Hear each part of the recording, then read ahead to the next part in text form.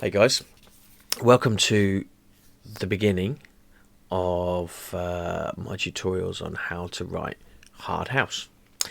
The response on Facebook was awesome from loads of people.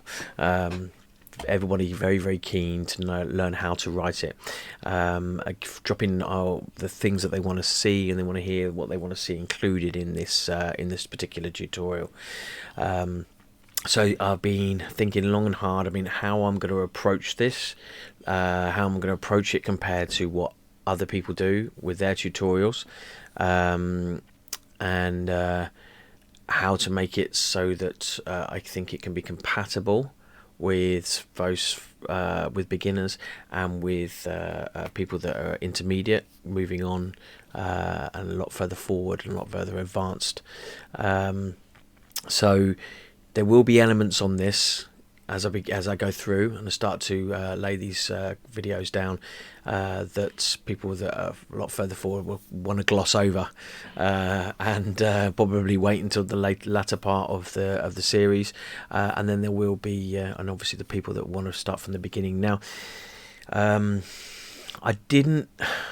it's hard to know where the beginning is. You could go right to the very beginning and go, right, what is it? What kit do you need to buy? What door should you use? There are courses out there that go right to the very beginning. I'm not going to start that far back. Those courses are out there. I think I can get you going if you've got the kit, you've got a PC, you've got some monitor speakers, you've got some decent reference headphones, you've got your door that you want to use. It doesn't have to be Ableton. It can be Fruity Loops. It can be Logic. It can be Cubase, Bitwig, whatever. You know, there are so many. There's some really good ones out there. I, as most people will have noticed, use Ableton, and the things that I'm going to show you on here can be replicated and moved on, and done within another door. So, for me, just a little intro into how I feel about the hard house scene at the moment, and everything that I say here is just purely my opinion, and the reason. This is one of the reasons why I wanted to do this course. For me, I find that looking at where the vast majority of brand new hard house tunes is sold, which is Toolbox Digital, it's gone. It's like the sound is stuck in a rut. Now, and I mean that with all due respect to all the hard house producers out there. I do not mean any disrespect. I'm not saying this is to get anyone's back up. This is just purely how I feel. I feel it is stuck in a rut, and there is not a lot of variety of the old style of hard house coming through, and I think that's one of the reasons why when you go out to a hard house event, a lot of people play the classics. They play the Nucleus tracks. They play the tidy tracks and from back in the day, and all the the classics. Because I don't think anybody's making modern day versions of that sort of style of hard house. It seems to be on this sort of vein that everyone seems to be bouncing off each other. The producers out there bouncing off each other with this similar sort of sound, this sort of a dark melodies of twisted up leads. Now, they don't get me wrong. Some of those tracks are great. There's some great stuff on Toolbox in the top 100 right now.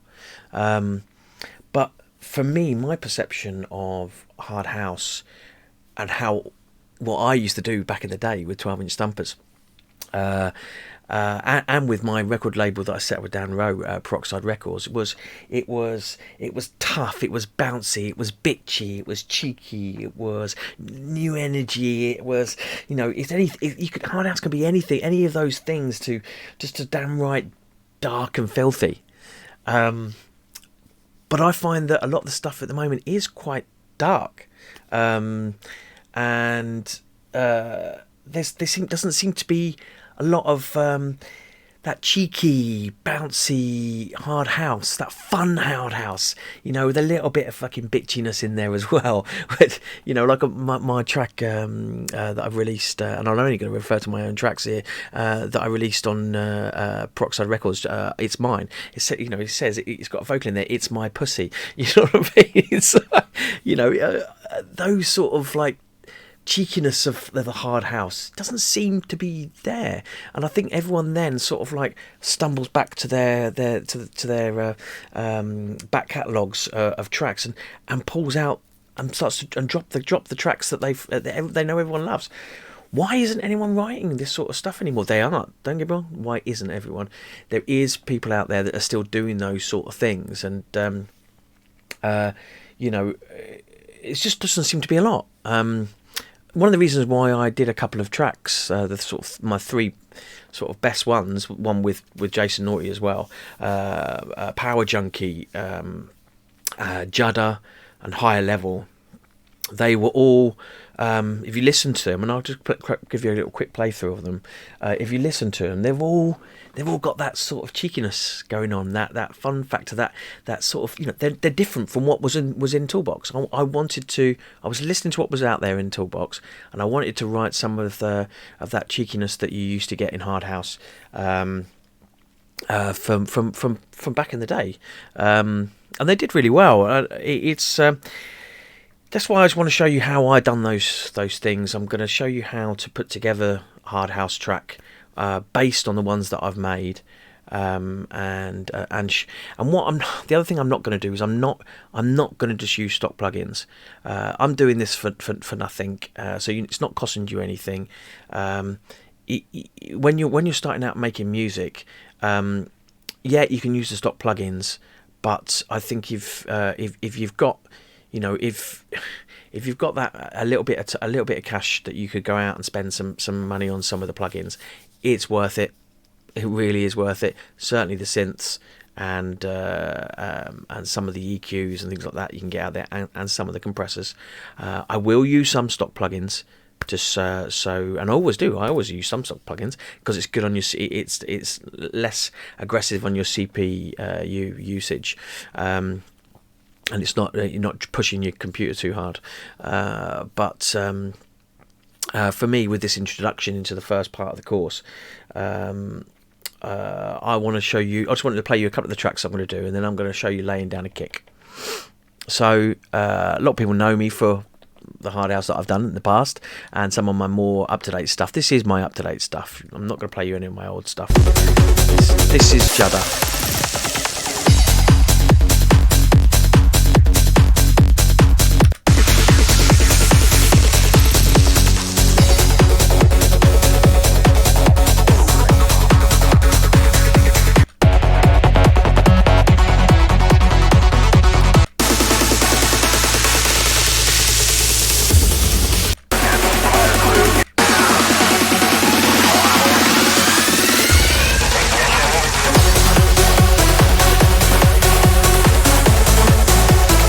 Higher Level that I did with Jason Naughty. Got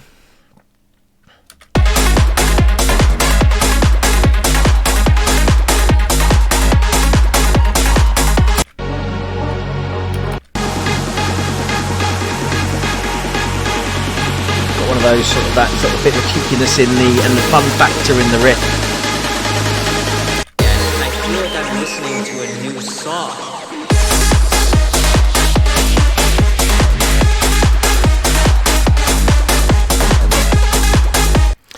That reminds me of the old sort of, the old stuff you used to get. It went out on Tidy White. The old stuff you used to get on Tidy tracks, it was fun. It made a big smile on your face. You'd be bouncing around, and this one, which is Power Junkie, got some great feedback on this.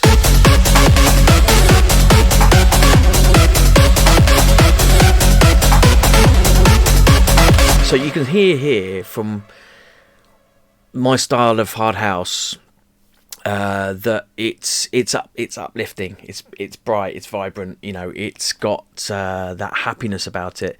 It doesn't go too dark, and that's what That's what I want to hear when I go onto Toolbox Digital. I want to find those tracks, and I just feel as though I can't find them. I'm not saying they're not there. Maybe I'm looking in the wrong place, and people will correct me and tell me I'm wrong. But and I'd love them to, please. It's just that's just for my point on it. Right, so that's my introduction to it. Okay, so guys, let's I'm going to come back to the start of this track. I've given myself some space because I'm going to show you how I got the kick and the bass together on this track. Now, there's two different ways, well, it's not two. There's more than there's a few ways in which you can lay down a kick on a track. Now, for me, the BPM of the track. Again, something, tracks, hard house can be anywhere from around about, well, people argue this, my opinion, 140 to 155. You've got tracks that start off bouncy tracks that can be anywhere between 140 and 145 to something like Tony DeVitt Splashdown. What was that? 155. It varies, but when I've been writing my newer stuff, more recent stuff over the last few years, I've written it at 145. So that's the BPM that I've got over here. And on your doors, you can change these in any of you can change these on any of the doors to what BPM you want. Now we're going to be making an 8-bar loop. So with Ableton, if I right click and I go to bars here on the fixed grid, I'm going to set it to 1 bar. And then you can see it then changes to 1 in 2, 1 in 4, 1 in 8, and that's the number of beats, the number of notes in a bar. So for the moment, it's going to be 1 beat to a bar. Now I'm going to highlight that section by holding down my left mouse button, and then I'm going to right click and I'm going to loop that section. That was right click, and I hovered that over there like that. And then right clicked, and then you go to the loop, and that is now giving me a loop. Now that's this button up here. Turn the loop off, turn the loop on, and now I've got 8 bars looping that I can just press play, and it will just keep going round, and it will just keep looping over and over and over again, as you can see the timeline bar there. Now with the kick, there's lots of packs out there of kicks. There's lots of packs of kicks in any genre of music. I will leave you guys down to where you go and get your kicks from. Toolbox Digital is a great place. There's lots of guys on there that have put together kick packs. I've gone and bought some of those kick packs to update some of my kicks, and there you can use samples or you can use a kick generator. But for now, I'm not going to get into the nitty-gritty of using a plug-in kick generator. I'm just going to work on samples. Now there's a few ways in which you can do it. Now there's the old-fashioned way, which is the way that I still do it, and I've done it all the other ways, is getting a kick out of a pack and dragging it and dropping it into your arrangement, grabbing hold of it, drag it, drop it into the arrangement. Okay, I'm actually now just going to highlight 1 bar, because we are going to actually do just 1 bar for the minute. And obviously, as you know, in house music, hard house music, there are 4 beats to a bar. In most music, in all music. I'm sorry about that. So what you can do here is you can then get that kick and make sure that it's sitting right. Now I've shown this actually in the trance tutorial. Make sure it's shaped. Now luckily actually this one is shaped right. It's the tail of the kick is not going over into the bassline zone too much. Now this is the bassline area here, and I'll come to this in a bit when we put a bassline in. You can see here that tail of that kick, so the attack, transients, and the tail there is not coming over into the bassline area by too much. If it was coming right over here, see if we can get another one, bring another one in. There you go. If it was coming right over here, I will do a few things. I will click on this button here, which will make sure that I'm in the arrangement where I'm not got the automations showing. And that's something we'll talk about later. And then it gives me these dots in each corner. Now these dots on Ableton are the dots that you will find. You grab it, and it is the line, the envelope of a fader. So basically a volume envelope. You pull that across, and that will reduce the volume of your kick, just like a volume envelope. Reduces the volume of your kick. Okay. So I'm not going to use that one.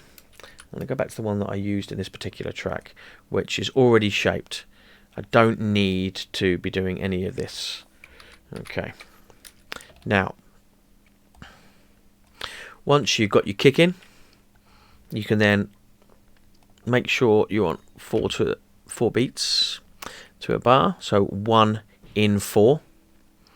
And then I can hold on to it, press the control button, the control key, sorry, and then I can drag it across.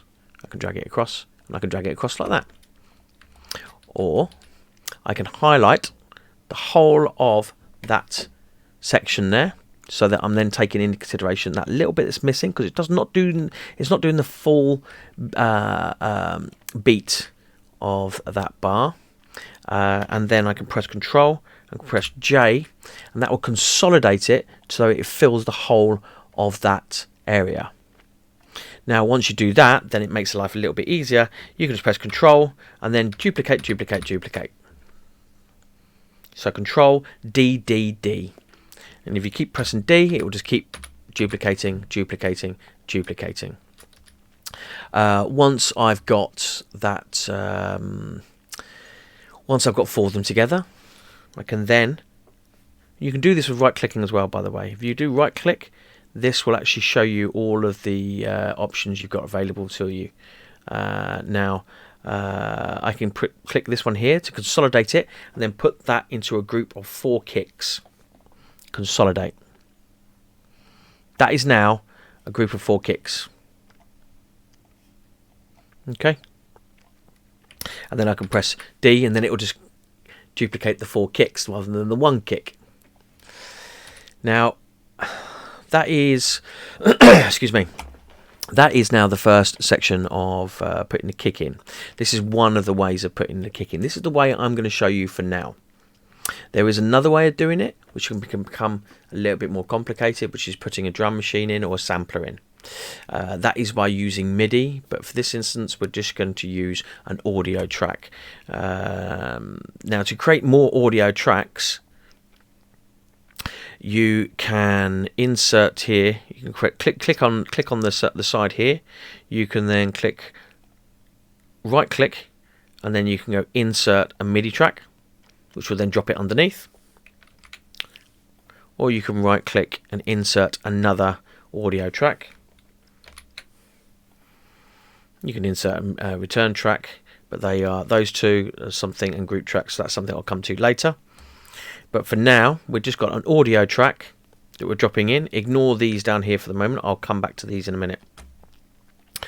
And what you want to be doing here is you want to be, when you're starting out making music, you want to be making sure that you don't have all of your volumes on all of your audio channels sat right at 0, because when you start to layer all of those elements of that track, of the track, to make one whole track, you want to make sure that you've got headroom.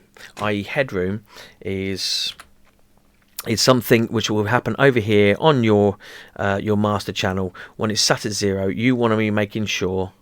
Let me just open this up a little bit more.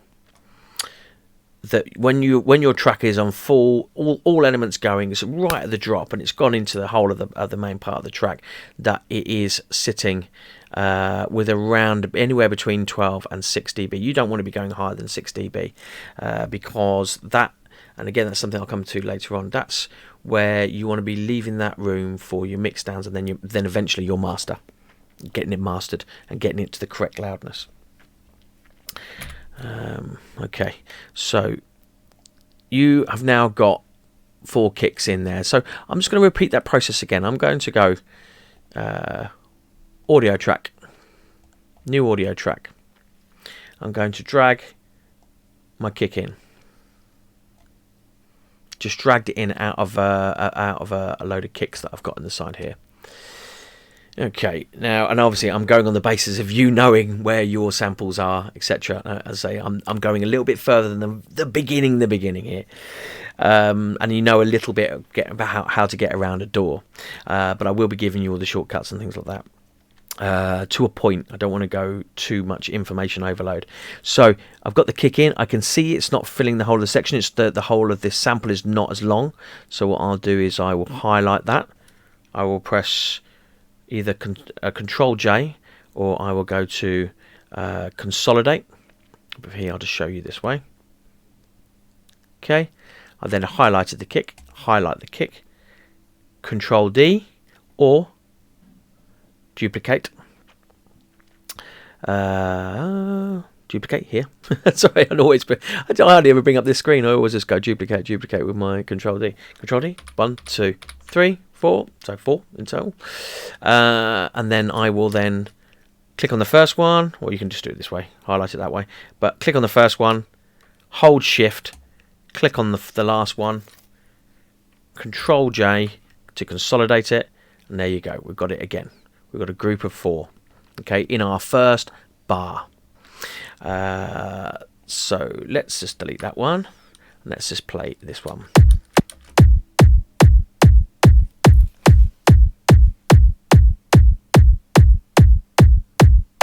Lovely.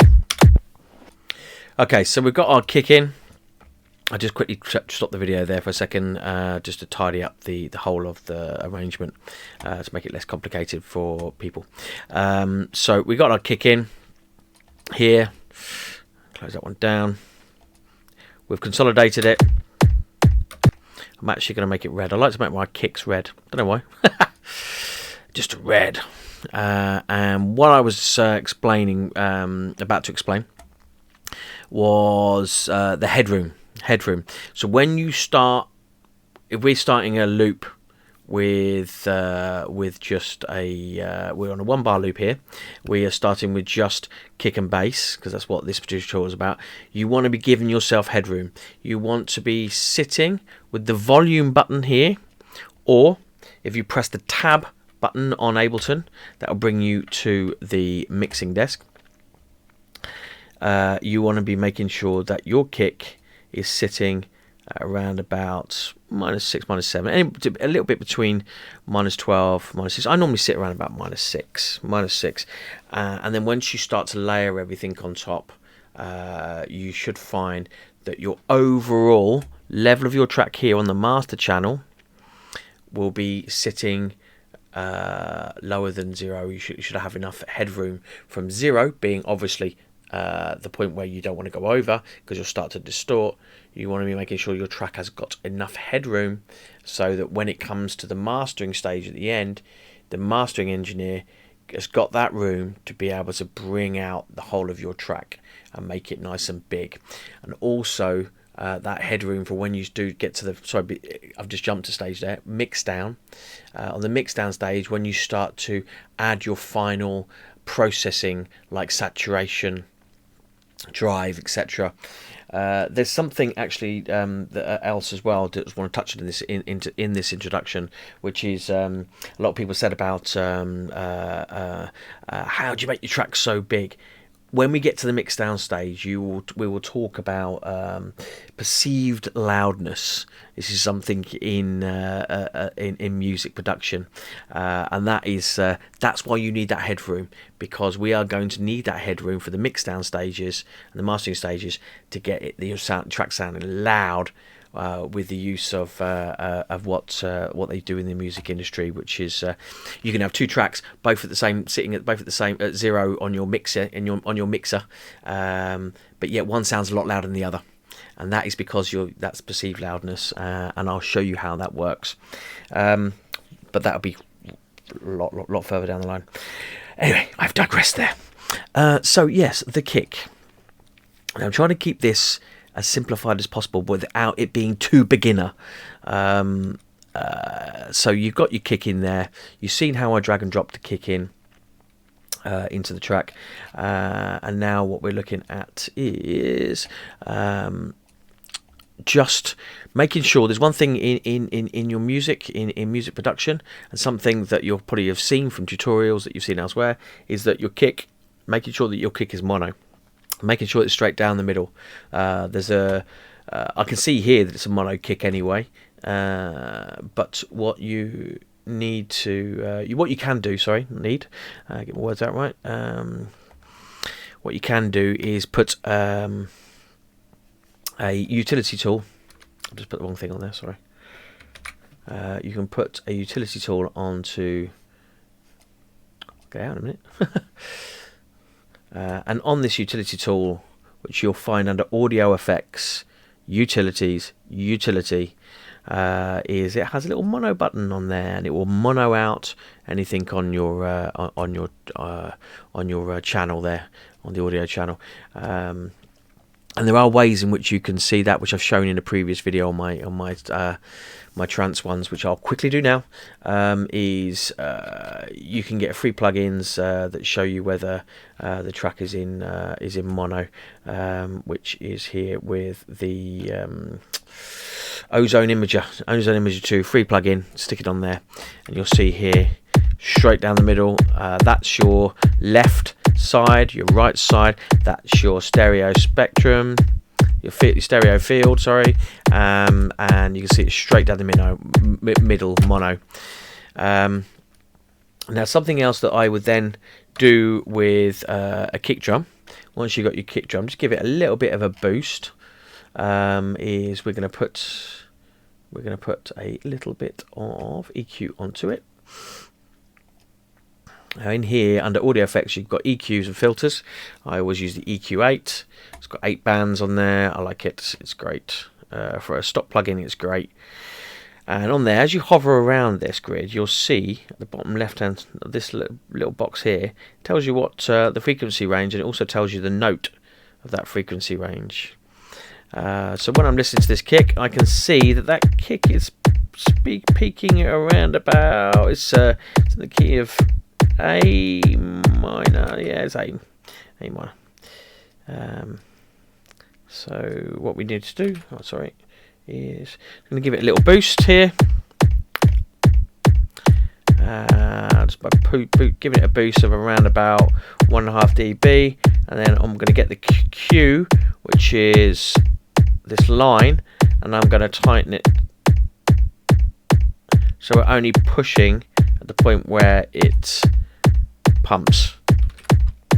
And that's what I'd initially do to my my kicks, to give them a bit of a boost. Okay, right, yes, here is a bass line I made earlier. So what we're going to do, now we've got the kick, is we are going to right click next to this kick for now, and I'm just going to go insert a MIDI channel in there. Now, I'm going to assume that you've already got some plug-in synths, a couple of synths, maybe Serum or Silent or Spire, and we are going to find one of them. I'm going to go with Spire, and I'm going to grab hold of that, which is in the plugins folder, which obviously we know already. As I said, we're going with this type of this low down in the beginners section of it, and we're not going to go to beginner. We're going to drop that in there, which is going to give us a session of Spire. Then what I'm going to do is I'm going to highlight that area like we did when we did the loop, and I'm going to right click. Now you can do Control Shift M, but I'm just going to show you this way. Right click, insert empty MIDI clip. Okay, so now we've got our piano roll up. There's loads of different ways in which you can mess around with this piano roll, but that would be another tutorial for another day. I'm just going to quickly show you how to draw in some bassline notes. And as we're going to do in hard house, it's going to be a driving offbeat bass line. So I'm going to select my fixed grid, and I'm going to put it to 1 in 8. And as you can just about see, that's created the lines in between each of the kicks. I'm just going to pull this down a little bit so you can see the kick there. Okay, there's the kick. We're going to be putting a bass line on the offbeat where the kick is not hitting. What did I do? What key did I do this in? I can't remember what key I did it in actually. Just look. Oh, it was an F minor. Okay, so we're going to get the kick. We're going to get the bass line. Sorry, I'm going to make it orange as well because I like my bass lines to be orange. Everyone has their colour preferences. And okay, so we know the kick is hitting here. So if I put that line on there, you can see that's on the same as the kick there, but we're not going to do that. We're going to put it, we're going to go lower in the octaves. We're going to put it down to, let me put this on so you can hear it going up and down. Which you should do. Here we go. There we go. We're going to put it down to there. And then we're going to draw another one in here. And we're going to draw another one in there while I'm holding control. And I'm dragging it across and I'm drawing another one in there. You can do it that way. There's so many different ways to do things here. Or you could press B and get the little pencil out. Little pencil out, whatever the fuck it is. And then you can click on there. And you can one single click on there and single click on there. And now you can see we've got the kick, bass, kick, bass, kick, bass, kick, bass, offbeat bass line. Or you can do it another way where you don't have to have the pen out and you can just double click, double click, double click. Now, I'm going to go with the sound that I had on the track just for now. But so, this bass line, I mean, I could quickly show you here. Right, let's just go. We're going to pull this down to roughly about the same level at the moment as the kick. So what's the kick? Kick's on -7 dB. We're going to pull that down to -7. And then we're going to go into the synth, and we're going to find some bass lines. Okay, so if I click on the first of this bass lines here, and let's just play the loop. Let's just make sure that's loud enough for you guys actually, because I think we've gone quite quiet on this, so I need to boost this a little bit. Just while we've got the kick and the bass going. What I'm going to do actually, I'm going to quickly group these together. I'm going to highlight both the channels. I'm going to group them together here. Alright, so we've got them in a group, and we can just click that point there. We can click the solo button, sorry. I'm struggling to get my words out, man. Click that solo button there, and then we can... I think we're going to need to boost that up a little bit at the moment. And then you can start to flick through the different bass lines.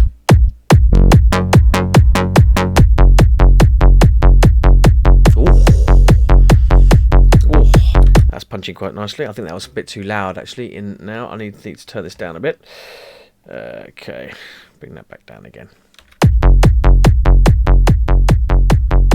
Here we go. That's at a good volume. I'm just using a limiter on the master channel at the moment just so that we can get this video coming through quite nicely. So as you can see there, I've got a bass line on the offbeat, and then I can start to move up and down the notes.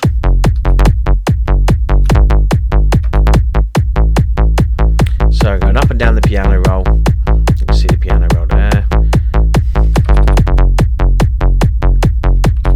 Nice bass line. I think this is actually one. I think this is the one I used in the track. Hold on, it is the one I used in the track.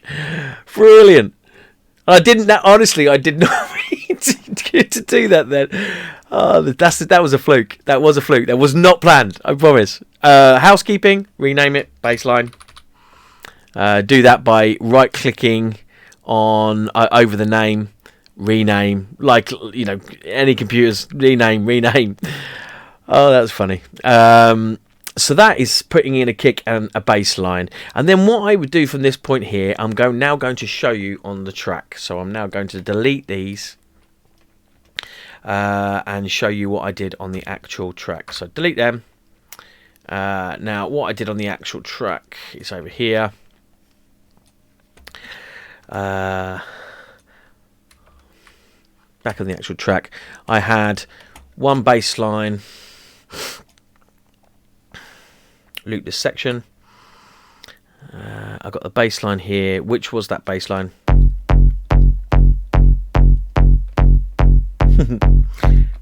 On the F. I think it must have been imprinted in my brain. And then what I've done, you can see here, I've monoed out, because this is my main bass. I've not got a sub per se. I've got a bass line which has already got a good amount of low end sub in it. So if I go and I get, there's a great plugin here which you can get for nothing, which is called Span by Voxengo. I think it's Voxengo is how it's pronounced. I'm going to drag that onto the master channel here. It's got a nice chunk of low end there. It doesn't need a sub. And what I've done on my sub on this particular one is I've then put my I put some saturation onto it. I show you, there is a tutorial that I have already put up showing sub basses and how to, as I start to move this, you're hearing it change, and it's about getting that sweet spot. Okay, so I've shown you how to put a kick in. I've shown you how to put a bass line in. Very, very straightforward. A lot of people already know how to do this. That's what I said. People that don't, that already know, gloss over it. This is just for people that have got a general take on how to get around a DAW, but I've never written hard house and want to write some hard house. That is the approach that I'm taking with all of these tutorials, guys. I've pretty much decided, because it's I think it means that I can get to some more of the nitty gritty a little bit quicker for people that want to know more of my processes. But that should be able to get you on the way with just putting a kick in and putting a bass line in.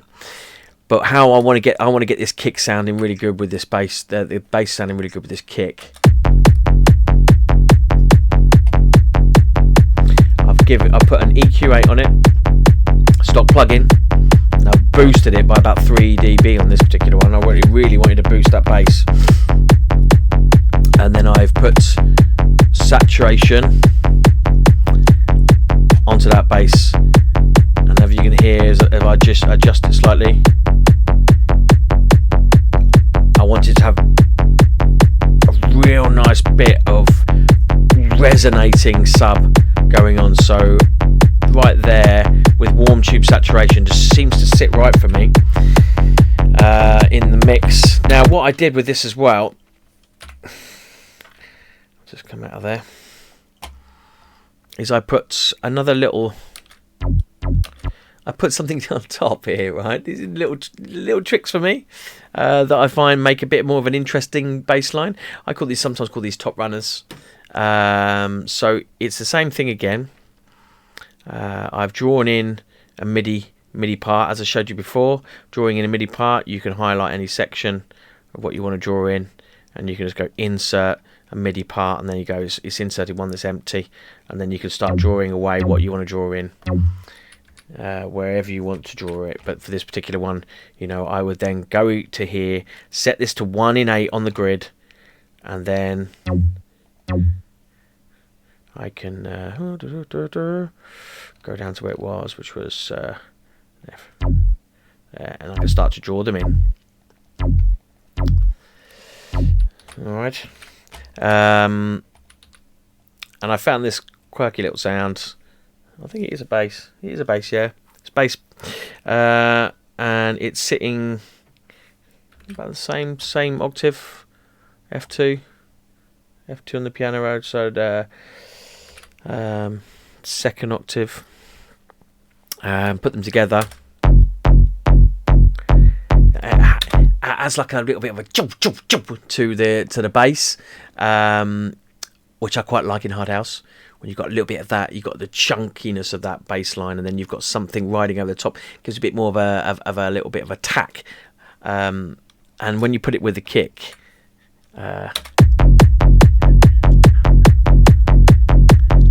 sounds cool. Sounds cool. I pulled that down already. Yeah, it's about the same. It's pulled down about the same, about -4. So it's not sitting too. It's sitting sort of similar sort of state of as the kick. And I've added a little bit of LFO tool. Now I will come to side chain in the next one and show you about side chaining, because otherwise these videos will go on for quite a long time. I just want you to show give you an initial introduction to this, and then it's roughly how I'm going to go with these courses for hard house. I've just shown you how to put a kick in and how to put an offbeat bass in. You can pause, rewind this video to your heart's content. For those that are true beginners with hard house, that's showing you how to put a kick in and how to put an offbeat bass line on. And then I will start to talk to you about side chaining from this point on the next session. Cheers, guys.